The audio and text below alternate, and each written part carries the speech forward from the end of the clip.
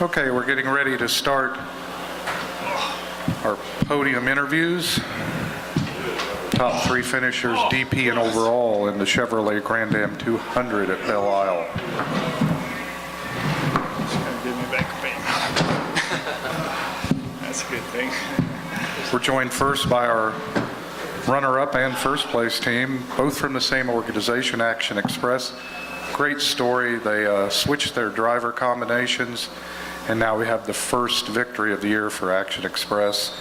Maybe we'll start off with our second place finishers, David Donahue, Terry Borcheller. Give us a little opening statement about this day and how it worked out. Well, the start was good for us in the 5 car, and Grand-Am decided to do a drive-through penalty for contact and affect the outcome of the race, unfortunately. But it was still a great race. Our cars were good. The 5 car was really strong, and David did a fantastic job at the end. And the 9 car was just a little stronger today, but it was a good race. We'll hear from David. Yeah, Terry did a great job qualifying, getting it in 3rd place. So we had an Action Express 2nd row. Considering the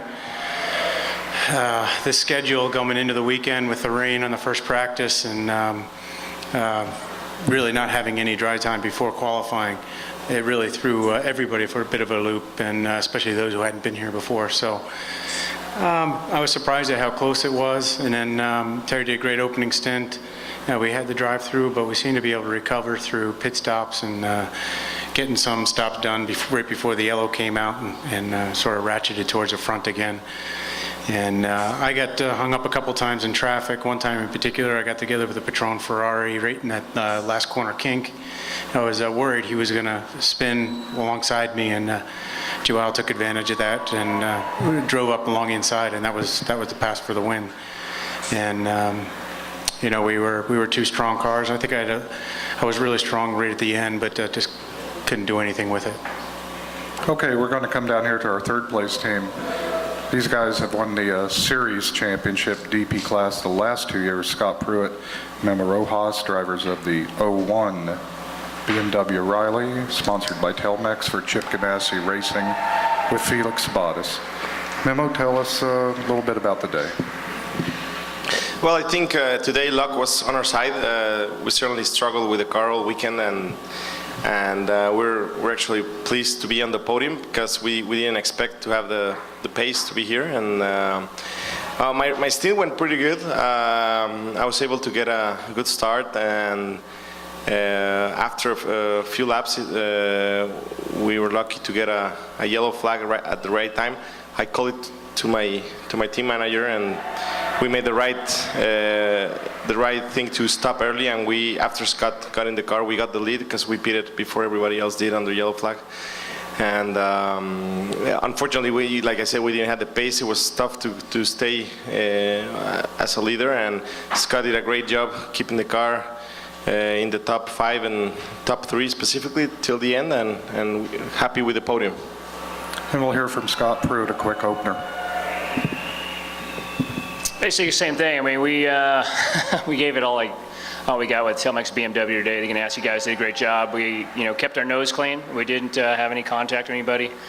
We certainly didn't have the car on pace with the rest of the guys, but we just tried to make good, smart calls and good stops and a little bit of luck, and it's nice to be up on a podium. All right, now we'll hear from our winning team, co-drivers, number 9, Action Express Corvette DP, João Barbosa, Darren Law. Either one of you can start us off with an opener. Congratulations. Tell us about it. Thanks. Yeah, we're really very, very proud. We knew we had a good car coming into the race, actually both cars, and so it's great for Action Express to finally get a win and actually put both cars on the podium together, 1-2. That's really cool for us, and it's great to do it right here, you know, at Chevrolet's headquarters in the Corvette. So as far as the race goes for me, I did not have the best of starts, but had a good opening stint once we got rolling. The car was good, and really we did the same as everybody. Kind of came in on that first yellow, and Joao got in and had a great run. I mean, he did a stellar job and drove it all the way to the front. Even in the middle of the race there, we did have a little mix-up with officiating, which I was pretty upset about, but we pulled it out and had a great run, and happy for everybody. Joel? Yeah, this was a very interesting race. We definitely had a great car. Action Express did a great job. I mean, we've been very close to be here in some of the previous races, but for one reason or the other, that just didn't happen. And for another reason, or everything seems to work out really perfect around here. I mean, the car was good. We were pretty fast, and I was able to go to the lead at one point, and without really realizing it, I was in the back of the field. And I mean, after that restart, I told my guys, I mean, this is going to be a rough ride up, because Detroit's definitely not an easy place to overtake. But the car was so good, and we were really motivated to give a good result to the Chevy here in Detroit. And I mean, everything from that point on, everything seemed to fall our way, and was able to make the move during traffic around David, going to turn one.